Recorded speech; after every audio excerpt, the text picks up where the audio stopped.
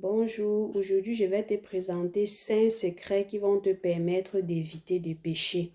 Le premier secret, c'est que tu vas éviter les personnes qui parlent beaucoup. Car la Bible dit que qui parle beaucoup, la bouche qui parle beaucoup ne manque pas de péché. Le deuxième secret, c'est d'écouter régulièrement les enseignements qui sont en relation avec tes faiblesses. Par exemple, si tu as du mal à pardonner, tu peux écouter les enseignements sur le pardon. Cela te fera comprendre, par exemple, que si tu ne pardonnes pas, Dieu aussi ne doit pas te pardonner. Ça va te faire comprendre que la prière de notre Père, la partie où on dit que pardonne-nous nos offenses, comme nous pardonnons aussi à ceux qui nous ont offensés. Les enseignements vont te faire comprendre que si tu ne pardonnes pas les offenses des autres, ta prière, par exemple, ne sera pas exaucée. Car pardonne-nous nos offenses, comme nous pardonnons aussi. Donc Dieu ne doit te pardonner que si tu pardonnes aussi. Les enseignements avec leurs explications vont te permettre de comprendre pourquoi il est important pour toi de pardonner et par-dessus tout éviter la vengeance. Parce que quand tu ne pardonnes pas, généralement, ça vient en relation avec la vengeance. Et qui dit vengeance dit péché. Donc, première chose, éviter les personnes qui bavardent beaucoup. Car à force de parler, tu vas finir par trahir des secrets. À force de parler, tu vas peut-être calomnier quelqu'un. Et tout ça, c'est un péché. Et deuxième secret, comme j'ai dit, tu écoutes régulièrement les enseignements qui sont en relation avec tes faiblesses. Si par exemple tu as du mal à pardonner, comme j'ai dit, si par exemple tu aimes beaucoup juger, par exemple tu aimes beaucoup critiquer, surtout quand on dit souvent quand peut-être quelqu'un fait quelque chose que toi tu as du mal à comprendre, c'est facile pour toi de critiquer. Or, quand tu écoutes certains enseignements, tu comprends que oui, si tu ne critiques pas, si tu ne fais pas des choses mauvaises, certaines choses mauvaises, c'est juste parce que Dieu t'a fait grâce. Et directement, ça suit avec le pardon. Parce que quand tu comprends que c'est Dieu qui t'a fait grâce pour que tu ne poses pas certains mauvais actes, tu comprends justement que tu dois plutôt patienter. Ceux-là qui t'offensent, tu dois leur pardonner et tu dois patienter afin que Dieu les accorde la même grâce qu'il t'a accordée. Le troisième secret, c'est d'éviter la mauvaise compagnie. Oui, la mauvaise compagnie corrompt les bonnes mœurs. La Bible le dit. Et j'ai souvent tendance à dire que dis-moi avec qui tu marches. Je vais te dire qui tu es. Tu marches avec qui régulièrement. Et je crois qu'il y a même un proverbe qui dit ça, que dis-moi avec qui tu es et je te dirai, dis-moi avec qui tu marches, je te dirai qui tu es. Donc, la mauvaise compagnie corrompt les bonnes mœurs. Si tu marches, comme la Bible dit, ne t'assis pas en compagnie des moqueurs. Si tu marches avec des personnes qui se moquent des gens, si tu marches avec des personnes qui calomnient, tu dois finir par calomnier, tu dois finir par un jour par te moquer. Tu marches avec des personnes orgueilleuses, un jour tu seras influencé par leur orgueil et tu dois commettre les péchés inutiles. Parce que j'appelle souvent, c'est vrai qu'il n'y a pas de péché utile, mais j'appelle souvent les péchés inutiles, les péchés là que pour toi, tu connaissais que c'est un péché. Pour toi-même, tu savais que ce n'est pas nécessaire, par exemple, de mal parler des gens. Mais à force de fréquenter certaines personnes, tu finis par mal parler des gens. Pour moi, c'est comme les péchés inutiles. Donc, la quatrième, c'est faire à autrui ce que si toi, on te fait, ça va te plaire.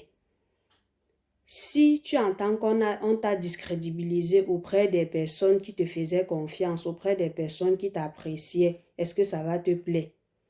Si tu entends qu'on a pris ta chose sans que tu ne demandes, tu ne donnes par exemple l'autorisation, est-ce que ça va te plaire?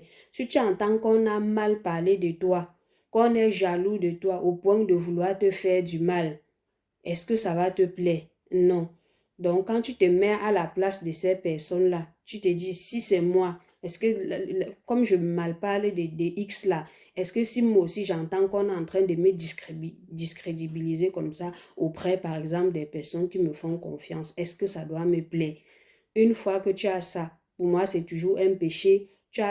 Une fois que tu comprends ça, en fait, ce péché-là, c'est déjà mis de côté. Donc, ça te donne la facilité de pouvoir éviter certains péchés. Et la dernière, qui est la cinquième, c'est de lire la Bible. Oui, lire régulièrement la Bible, c'est important. C'est en lisant la Bible que j'ai compris que les mauvaises compagnies, par exemple, corrompent les bonnes mœurs. Parce que pour moi, au départ, c'était fin. Même quand je marchais avec certaines personnes et que je finissais par agir comme elles, pour moi, je trouvais naturel, je trouvais normal. Oh, la Bible te prévient. Et quand la Bible te dit, ça veut dire que tu dois éviter. Tu dois trier tes amis pour éviter les péchés. Donc, c'est en lisant la Bible que j'ai compris que oui, c'est vrai, c'est naturel que quand tu marches avec les mauvaises personnes, tu vas finir par adapter leur comportement. Et qu'est-ce qu'il faut faire? Il faut éviter, parce que cela ne te donne pas la raison. Tu as la possibilité d'éviter ces personnes-là. Tu ne dois pas marcher avec n'importe qui. C'est en lisant la Bible que j'ai compris également que la bouche qui parle beaucoup ne manque pas de péché. Parce qu'avant, j'étais étonnée, je me dis, à force de parler pour longtemps, par exemple, au téléphone avec quelqu'un, je me trouve, par exemple, en train de dire des choses que je n'avais pas envie de dire, par exemple.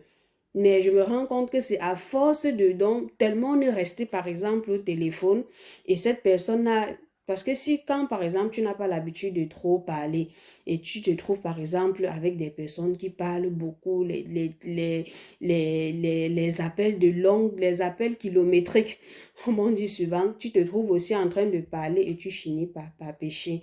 Donc, déployer les techniques pour pouvoir éviter ces genres de causeries de longue durée, là, même si c'est dans la famille.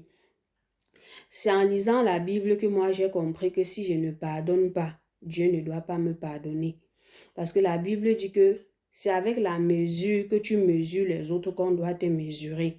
Donc, si tu ne, quand quelqu'un te fait du mal, tu ne pardonnes pas, sache que Dieu aussi ne doit pas te pardonner. C'est ce que ça veut dire. Quand quelqu'un te fait du mal, tu ne pardonnes pas. Sache que ta prière ne sera pas exaucée. Parce que la prière que Jésus nous a appris, c'est clair. Pardonne-nous nos offenses comme nous pardonnons aussi à ceux qui nous ont offensés.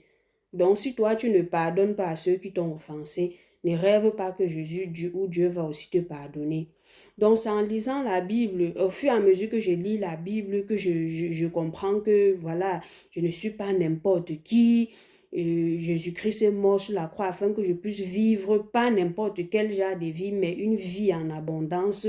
C'est en lisant la Bible que je comprends que je ne suis pas venu au monde vraiment pour accompagner les autres. Je suis venu, Dieu a un plan tracé pour ma vie. Donc, à force de lire la Bible, tu comprends certaines choses. Ça te permet de ne pas te morfondre sur ton sort. Ça te permet de ne pas être aigri. Parce que Dieu aussi, quand tu es quelqu'un, tu es fâché, tu es une personne aigrie, c'est un péché parce que Dieu veut nous voir heureux. Dieu veut nous voir heureux. Donc, Jésus-Christ est mort pour que nous ayons la vie en abondance. Dieu veut nous voir heureux. Dieu veut nous voir dans la paix. Et à force d'être aigri, tu vas finir par commettre aussi le péché. Donc, ça aussi, ça nous aide. Et enfin, si tu ne parviens pas à appliquer ces 5 secrets, ce que je te conseille, c'est de prier, de demander à Dieu la grâce de pouvoir mettre en pratique ces 5 secrets. Et Dieu qui veut bien, parce que déjà, il a donné son Fils Jésus-Christ afin que nous soyons sauvés. Il a donné son Fils Jésus-Christ afin que nous résistions au péché, afin que par le Saint-Esprit, nous ne commettons plus le péché. Donc, le désir le plus grand de Dieu, c'est que nous vivons dans la sainteté. Si le désir de Dieu est que nous vivons dans la sainteté, est-ce que tu crois qu'en venant devant lui avec un cœur sincère, lui demandant de t'accorder la grâce, de mettre en pratique les secrets qui t'aideront à éviter le péché ou à ne plus pécher, il doit refuser.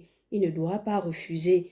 Donc, voilà ce que je voulais partager avec toi aujourd'hui et je te dis à très bientôt pour une prochaine vidéo.